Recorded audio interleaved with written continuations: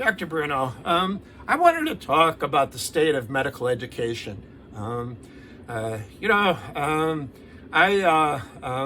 had, of course, a medical education years and years ago. I mean, I've been in practice for 40 years, so I took medical education when dinosaurs were still roaming the earth.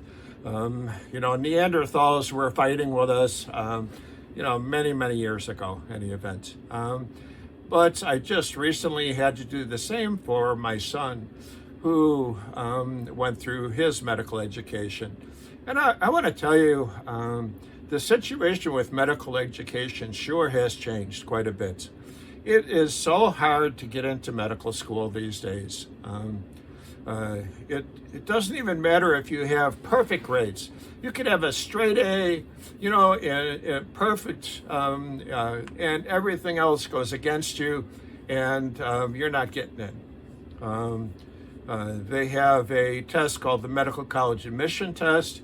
Again, you need to have a certain level. Above that level, you have an easier time getting in. Below that level, you're going to fight.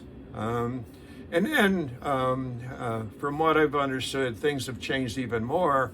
And that is that even if you have everything else perfect, but you don't have something special about you, they're not even going to look at you. So let's just say you have straight A's, you got a perfect MCAT score, and you're a football player in college. That's a good thing. Or you've written a paper that was published. That's a good thing. Or you're volunteering your services to a soup kitchen. That's a good thing. But if you don't do anything special, they're not even going to look at you. No matter what your grades are, no matter what your scores are, nothing special about you, and you're going to really have to fight to get in. When my son applied, he was not able to get into the usual schools. And so remember, we had talked to him about going down to Mexico. I had initially started down in Mexico, but was able to get back into a school here in the United States.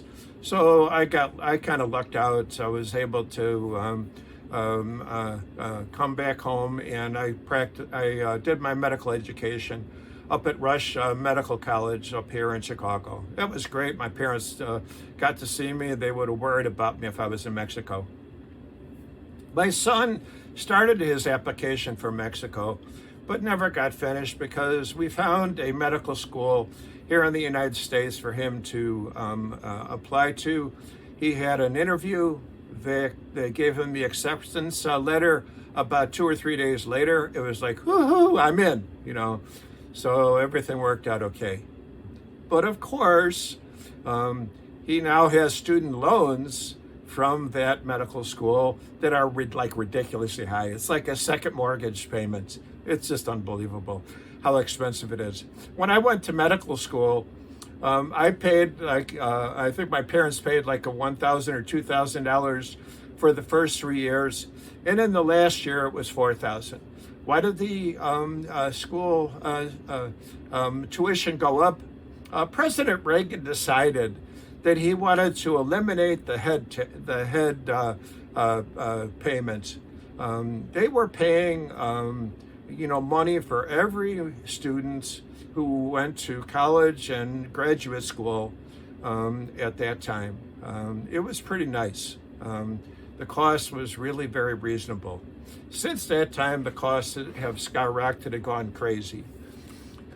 And I'm going to make a political statement right now, okay? President Reagan was a racist, okay? That's my political statement. I think the real reason for canceling the donation that the federal government was making to college and graduate school is because they wanted to keep out the minority groups, okay? That's my political statement, okay? You can forget about it. Maybe I'm being paranoid, I don't know, but all I know is that it used to be $2,000 and now it's something like $50,000 or $100,000 a year. I mean, it's just ridiculous. In any event, thankfully my son was able to get through his medical school and he's actually practicing medicine right now up in Wisconsin. So things worked out